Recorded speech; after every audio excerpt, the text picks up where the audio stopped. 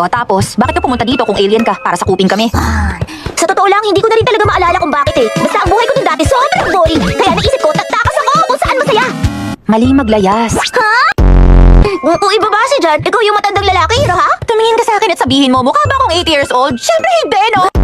Dali lang naman, Hiro, ha? Hindi ka seryoso dyan, di ba? Lumayo ka nga! Kinikilabutan ako sa'yo, alien! Ang sama mo. Patulugin mo na ako!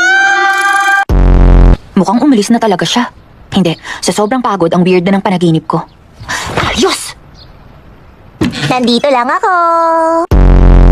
Smart contacts ko ba yan? Dinala mo pala? Hindi, binili ko gamit yung laptop mo. Ha? Kaya mo naman eh! Aray. Palalayasin kita. Ayos! Makakapag-stream pa ako ng maraming content! Bakit hindi ko kayang tanggihan? Bakit? Irupok! Marupok ka nga kasi. O tapos, ano na? Wala ba tayong strategy? Sugod! Rapid fire! Ratatata! Tapos bam! Okay! Ayos! Amin na to! Nakakapasigaw ko na ng lightning mine trap! Bobo! Totoo bang nangyari to?